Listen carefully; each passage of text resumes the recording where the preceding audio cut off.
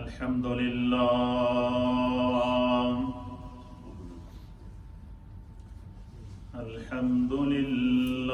نحمده ونستعينه ونستغفره ونؤمن به ونتوكل عليه ونعوذ بالله من شرور أنفسنا ومن سيئات أعمالنا من يهده الله فلا مضل له ومن يضلله فلا هادي له ونشهد أن لا إله إلا الله ونشهد أن سيدنا وسندنا ونبينا ومولانا محمدا عبده ورسوله أما بعد فأعوذ بالله من الشيطان الرجيم بسم الله الرحمن الرحيم وَلَقَدْ نَصَرَكُمُ اللَّهُ بِبَدْرٍ وَأَنْتُمْ أَذِلَّةٌ فَاتَّقُوا اللَّهَ لَعَلَّكُمْ تَشْكُرُونَ آمنت بالله وصدق الله مولانا العظيم وصدق رسوله النبي الأمين الكريم إن الله وملائكته يصلون على النبي يا أيها الذين آمنوا صلوا عليه وسلموا تسليما اللهم صل وسلم على سيد الأنبياء والمرسلين وعلى آله الطيبين وأصحابه الطاهرين أجمعين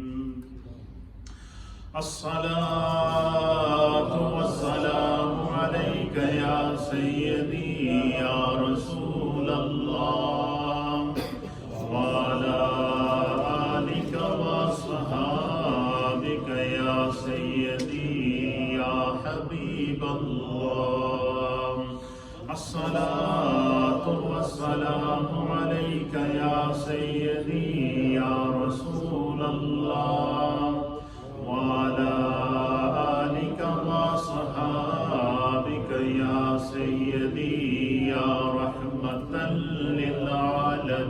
للعالمين حمد و صلاة کے بعد حضرات محترم آج 17 رمضان المبارک جمعۃ المبارک کا دن اور 1442 ہجری کا بابرکت رمضان ہمارے ساتھ اپنی تمام تر برکات کو لیے ہوئے ہے۔ آج کا دن اتنا عظیم دن ہے، اتنا مبارک دن ہے کہ آج کے دن کا ذکر اللہ نے وحی کے ذریعے کیا، آج کے دن کا ذکر میرے مصطفیٰ نے کیا، آج کے دن کا ذکر نبی پاک کے 313 صحابہ جو بدر میں شریک تھے انہوں نے کیا، آج کے دن کا ذکر نبی پاک صلی اللہ علیہ وآلہ وسلم کے کم و بیش 1.25 لاکھ صحابہ نے کیا، اور آج کا دن جس کو اللہ تعالیٰ نے یوم الفرقان کہا ہے، کیا کہا ہے؟ یوم الفرقان کے نام سے اللہ تعالیٰ نے آج کے دن کو نام دیا۔ یوم الفرقان کا معنی ہے حق اور باطل کے درمیان فرق کرنے والا دن۔ آج کے دن اللہ نے اسلام کو شوکت عطا فرمائی تھی، فتح عطا فرمائی تھی۔ آج کا دن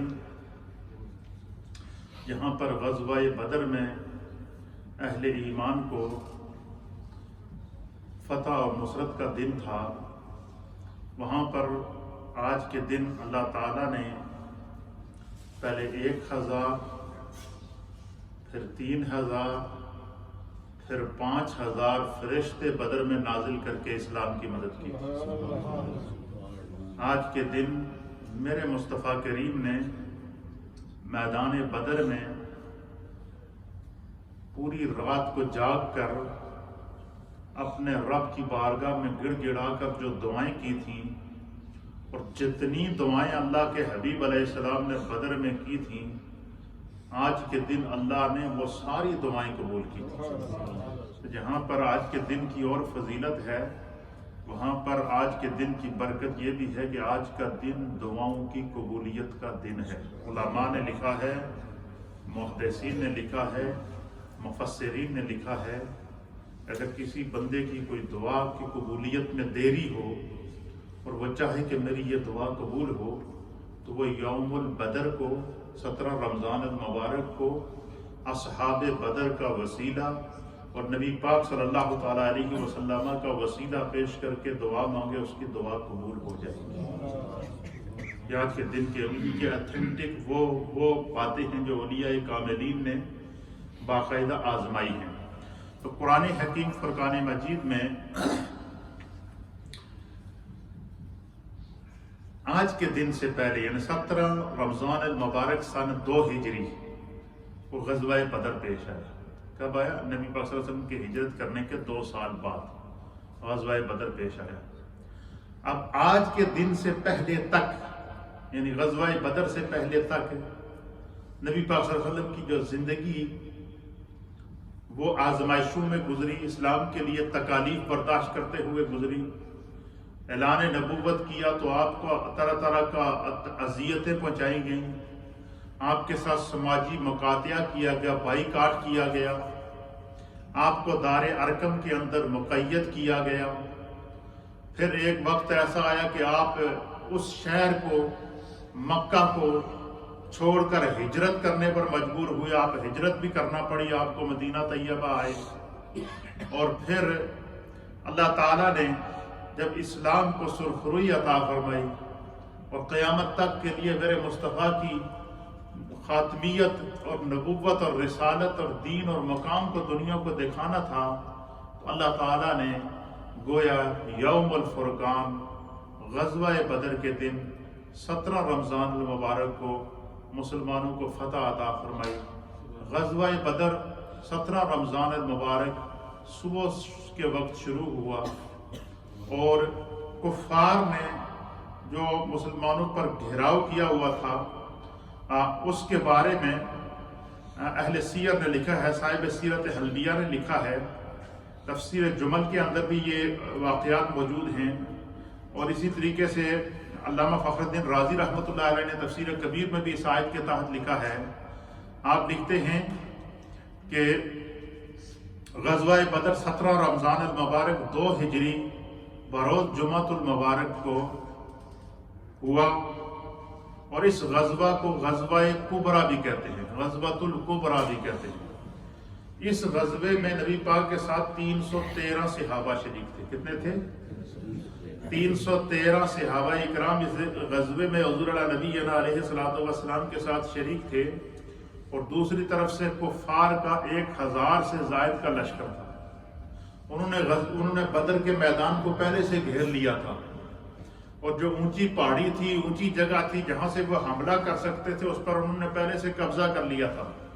تو اللہ تعالیٰ نے قرآن حکیم فرقان مجید میں سورہ آل عمران کی آیت نمبر 123 میں غزوہ بدر کی منظر کشی کی کہ جب میرے محبوب اپنے 313 جان نثاروں کو لے کر اپنی جان کو اور اپنے صحابہ کی جان کو ہتھیلی پہ رکھ کر اس نیت سے نکلے کہ جان دی ہوئی اسی کی تھی، حق تو یہ ہے کہ حق ادا نہ ہوا، کہ اسی کی دی ہوئی جان ہے، اور اسی کے نام پر اور اسلام کی سربلندی کے لیے اگر قربان ہو جائے تو اس میں کوئی جو ہے وہ اس سے بڑی سعادت اور کوئی نہ ہوگی۔ لیکن جذبہ تھا، اخلاص تھا، اپنی پہلے تو گھر بار چھوڑا ہجرت کرتے ہوئے، مکہ چھوڑا، اس مکہ کو چھوڑا کہ جب حضور علیہ السلام مکہ کو چھوڑ رہے تھے تو حضرت سیدنا ابوبکر صدیق کہتے ہیں کہ حضور علیہ السلام ایک ٹیلے کے اوپر پہنچے، اور باپ جب تک خانہ کعبہ نظر آتا رہا سرکار پلٹ پلٹ کر کعبے کو دیکھتے رہے۔ پھر ایک ایسا مقام آیا کہ ایک پہاڑی تھی، اس پہاڑی سے جب ہم حضرت ابوبکر صدیق کہتے ہیں کہ اگر ہم نیچے اترتے تو خانہ کعبہ نظروں سے غائب ہو جاتا، تو حضور نبی علیہ الصلوۃ والسلام نے اللہ کی بارگاہ میں دعا کی کہ بار الہ، میری اس قوم نے مجھے اس شہر سے نکالا ہے جو مجھ محمد کو سب سے زیادہ محبوب تھا، اور تیرے حکم کی مطابق تیرے دین کی خاطر میں ہجرت کر رہا ہوں اور میں اس شہر کو چھوڑ رہا ہوں، لیکن اے اللہ مجھے تو اس شہر سے نکالا جا رہا ہے جو مجھ محمد کو سب سے زیادہ محبوب ہے۔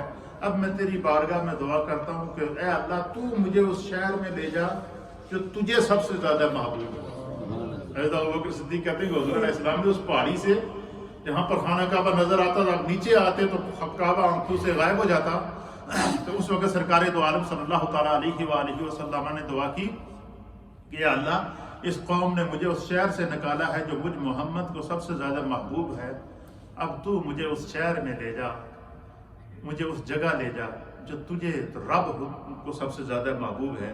تو سیدنا صدیق اکبر کہتے ہیں کہ اللہ تعالیٰ نے نبی اکرم صلی اللہ تعالیٰ علیہ وآلہ وسلم کے لیے مدینہ طیبہ کا انتخاب کیا۔ تو پتہ چلا یہ جو سرزمین مدینہ ہے یہ اللہ کی محبوب سرزمین ہے۔ کیوں کہ سرزمین کو میرے مصطفیٰ، اس سرزمین، اس کی مٹی نے میرے مصطفیٰ سے محبت کی ہے، اس کے پہاڑوں نے میرے مصطفیٰ سے محبت کی ہے، اس کے ذروں نے میرے مصطفیٰ سے محبت کی ہے۔ اور حضور علیہ الصلوۃ والسلام کے وہاں قدم رنجہ فرمانے سے پہلے مدینے کو یثرب کہا جاتا تھا، اور یثرب کا معنی ہے بیماریوں کی جگہ، بیماریوں کی آماجگاہ، ایسی جگہ کہ جہاں پر کوئی چلا جائے، جیسے آج کل وائرس پھیلا ہوا ہے اور کہتے ہیں کہ اگر فلاں علاقے میں وائرس ہے تو دوسرے علاقے والا اس علاقے میں نہ جائے، اسی طریقے سے یہ جو مدینہ طیبہ تھا اس کو یثرب کہتے تھے۔ اور اہل عرب میں یہ مشہور تھا کہ کوئی بھی بندہ یثرب سے نہ گزرے، کیونکہ وہاں کی آب و ہوا ایسی ہے کہ وہاں جب بندہ پہنچتا ہے تو بیمار ہو جاتا ہے، تو لوگ ڈرتے تھے، اس ایریے میں نہیں جاتے تھے۔ یہ خدا کی قدرت تھی، اللہ نے اسے محفوظ رکھا ہوا تھا۔ اللہ یہ چاہتا تھا کہ اس جگہ پہ میرا محبوب اپنا قدم رنجہ فرمائے۔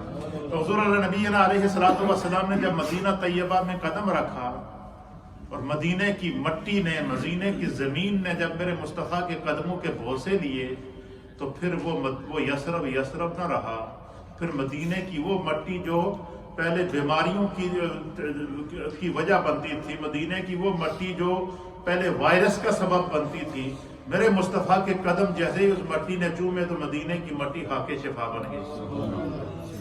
اللہ اکبر، سبحان اللہ و بحمدہ۔ تو حضور نبی علیہ الصلوۃ والسلام جو ہے وہ 17 رمضان المبارک سن 2 ہجری کو اس غزوے کو غزوہ بدر کو غزوہ کبریٰ بھی کہتے ہیں، اس کو یوم الفرقان بھی کہتے ہیں، حق اور باطل کا یوم ہے۔ اس میں کفار کی تقریباً 1000 سے زائد تعداد تھی، اور ان کے ساتھ بہت زیادہ جنگی ساز و سامان اور پوری جنگی تیاریوں کے ساتھ وہ لیس تھے، اور مسلمانوں کے پاس 313 ٹوٹل افراد تھے، اور ان کے پاس جو ہے وہ 2 گھوڑے تھے، 6 زریں تھیں، 8 تلواریں تھیں اور 70 اونٹ تھے۔ یہ ٹوٹل بدر کا میدان کے اندر مسلمانوں کا سرمایہ تھا۔ لیکن نبی اکرم صلی اللہ تعالیٰ علیہ وآلہ وسلم فرماتے کہ میں نے رب سے دعا کی تھی کہ اللہ اگر یہ 313 تیرے نام لینے والے مٹھی بھر جو مسلمان ہیں، اگر یہ آج یہاں پر شہید ہو گئے تو تیرے دین کا نام لینے والا قیامت تک کوئی نہ ہوگا۔ تو حضور فرماتے کہ میرے رب نے مجھ پر تسکین نازل کی، سکینہ نازل کی، اللہ کی طرف سے مجھے وعدہ آیا کہ محبوب آپ فکر نہ کریں، آپ دین کے لیے نکلے، آپ کا رب آپ کی مدد فرمائے۔ پھر اللہ تعالیٰ نے محبوب علیہ الصلوۃ والسلام کی مدد فرمائی، جس کو قرآن حکیم فرقان مجید میں بیان کیا گیا کہ سورہ انفال کے اندر، اور اسی طریقے سے جو ہے وہ سورہ آل عمران کے اندر اس بدر کے پوری منظر کشی کی گئی، اور یہ بتایا گیا کہ اللہ تعالیٰ نے نبی علیہ الصلوۃ والسلام کی دعا کو قبول کیا، اور وہ اللہ تعالیٰ نے کرم کیا کہ میں جب حج کے لیے گیا تو میرا بڑا ایک ذوق تھا کہ میں غزوہ بدر میں جاؤں، تو میں اپنا پروگرام بھی کرتا ہوں۔ میرے پروگرام کا نام ہے سیرو فی الارض، آؤ زمین کی سیر کریں۔ جہاں بھی کسی بھی ملک میں جاؤں، کہیں بھی جاؤں تو میں اس کے تحت پروگرام کرتا ہوں. تو میں سیرو فی الارض کا پروگرام، میری یہ خواہش تھی کہ میں اس پروگرام کو بدر میں جا کر کروں. اللہ نے موقع عطا فرمایا تو میرے ایک شاگرد کراچی میں میرے پاس پڑھتے تھے، حافظ یاسر نام تھا ان کا، یاسر علی، اللہ تعالیٰ ان کو جزائے خیر عطا فرمائے. وہ ان کی فیملی وہ مدینہ طیبہ میں بالکل مسجد نبوی کے سامنے رہتے ہیں. تو ان کو پتہ چلا میرے لیے کہ میں حج کے لیے آیا ہوں، مدینہ طیبہ آیا ہوں، تو انہوں نے مجھے بدر لے جانے کا انتظام کیا. اپنی گاڑی لی، ساتھ اپنی فیملی کو لیا، پھر پورا اختیاری کے ساتھ ہم گئے. پورا دن ہم نے بدر میں گزارا. تو بدر کا ایک وہ بدر کے اندر جو مسجد ہے اس کو مسجد عریش کہتے ہیں. کیا کہتے ہیں؟ مسجد عریش. اس جگہ وہ خیمہ تھا جہاں پر نبی علیہ الصلوۃ والسلام بیٹھ کر دعائیں کیا کرتے تھے، اور پھر حضور اور اس کے ارد گرد صحابہ اکرام کے خیمے لگے تھے. اب اللہ تعالیٰ قرآن میں فرماتا ہے کہ وَلَقَدْ نَصَرَكُمُ اللَّهُ بِبَدْرٍ، اللہ تعالیٰ نے بدر کے مقام پر مسلمانوں کی مدد کی. اور کیسے مدد کی؟ کئی طرح کی مدد کی. حضور علیہ السلام فرماتے ہیں کہ جب ہم بدر میں پہنچے تو کفار پہلے سے اونچی جگہوں کے اوپر انہوں نے قبضہ کر لیا تھا. بدر میں جو پانی کا کنواں تھا انہوں نے اس کنویں پر بھی قبضہ کر لیا تھا.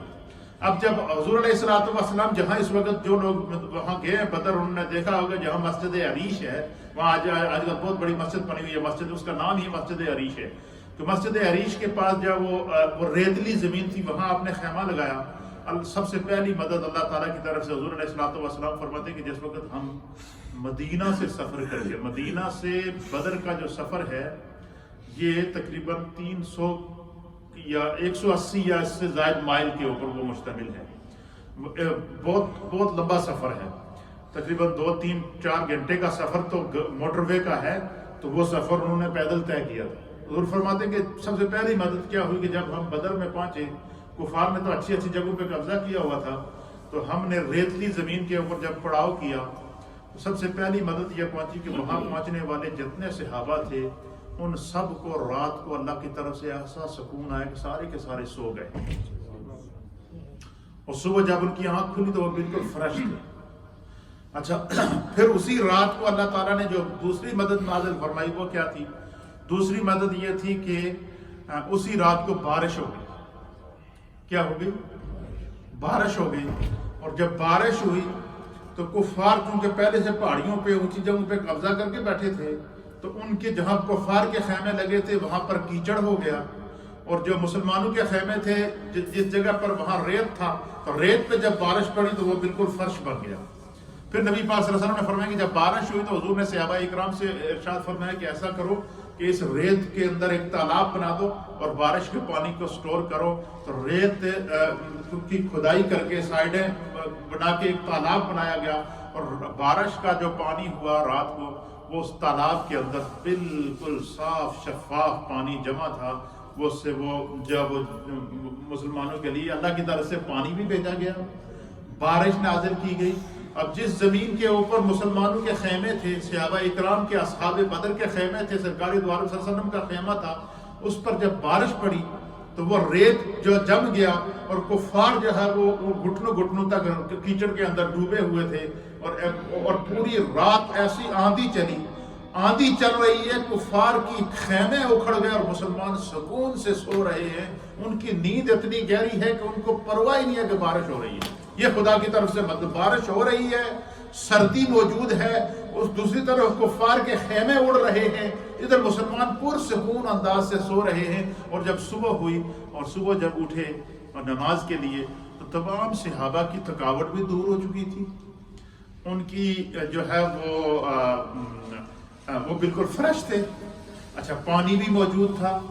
پھر اللہ تعالیٰ کی طرف سے جو ہے وہ اللہ کے حبیب علیہ الصلوۃ والسلام نے صحابہ اکرام کی صحبت بندی کی. حضور نبی علیہ الصلوۃ والسلام نے صحابہ سے فرمایا کہ اللہ ہمیں فتح عطا فرمائے گا کیونکہ رب نے مجھ سے وعدہ کر لیا ہے.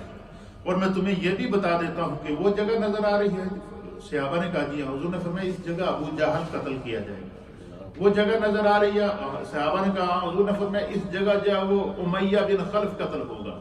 فرمایا یہ جگہ نظر آئی اس میں فلاں کو کافر مارا جائے گا. وہ جگہ نظر آ رہی ہے اس میں فلاں کافر مارا جائے گا. وہ جگہ نظر آ رہی ہے اس میں فلاں کافر جگہ. حضرت سیدنا صدیق اکبر رضی اللہ تعالیٰ عنہ کہتے ہیں کہ حضور علیہ نبینا علیہ الصلوۃ والسلام نے فجر کی نماز کے بعد بدر کے 70 مقام 70 جگہ بتائی ہیں.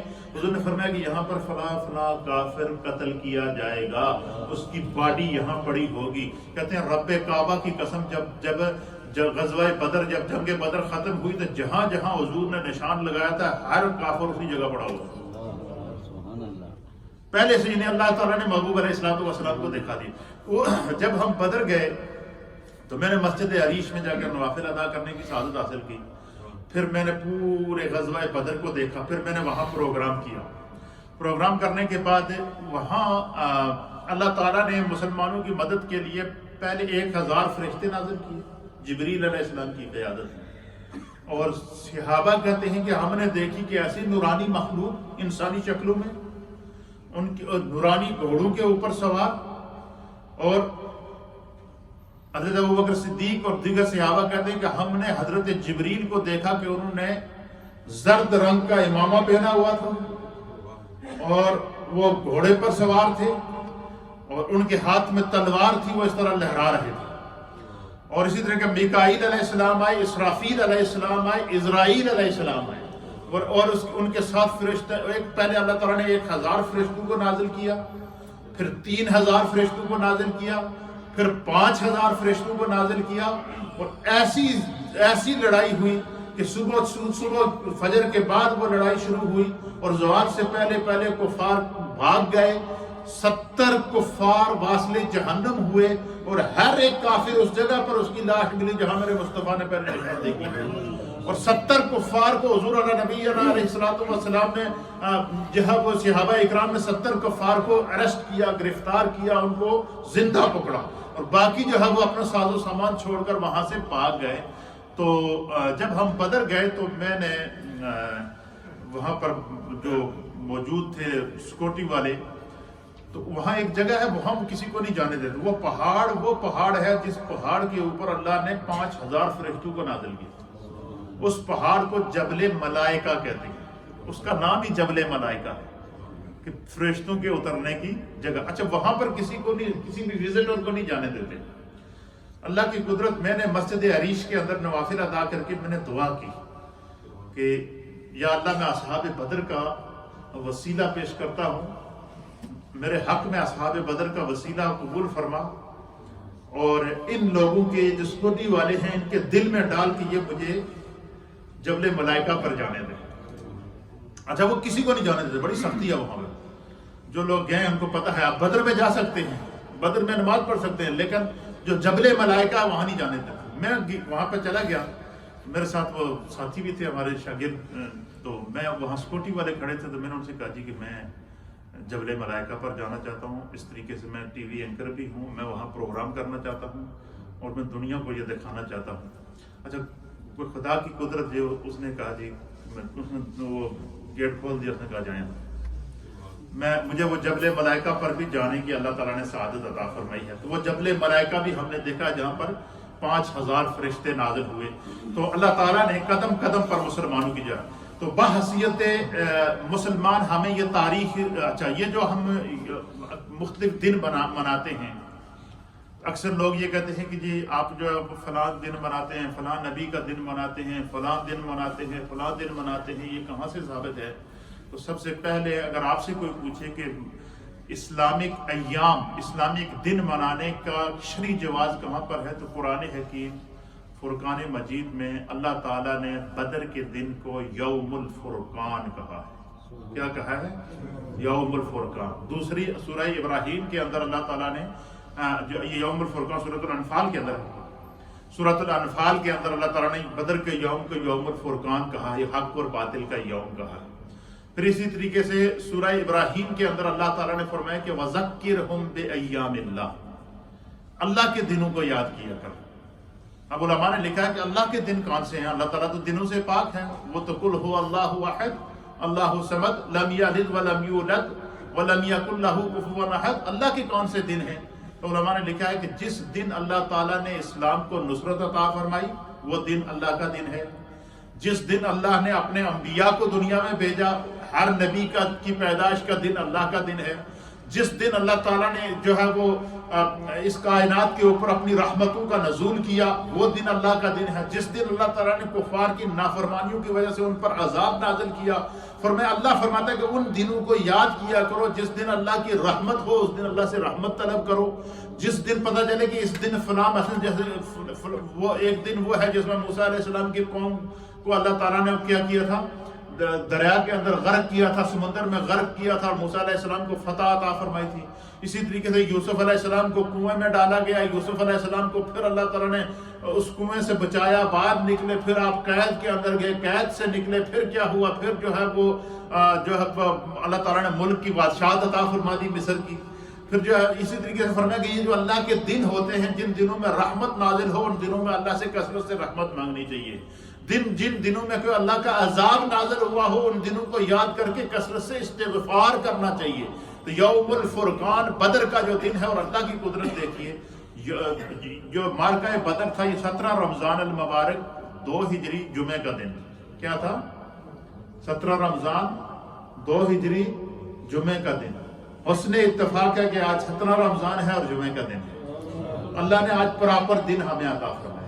اچھا، اس دن کی برکات کیا ہے؟ اس دن میں دعائیں قبول ہوتی ہیں، اس دن میں دعائیں قبول ہوتی ہیں، اور اس دن میں نبی پاک کا وسیلہ خاص طور پر اور اصحاب بدر کا وسیلہ پیش کر کے علامہ فخر الدین رازی فرماتے ہیں کہ آپ جو بھی دعا مانگیں گے آپ کی اللہ وہ دعا قبول کرے گا۔ جنگ بدر کے اندر 313 صحابہ شامل تھے نبی پاک کے ساتھ۔ کتنے شامل تھے؟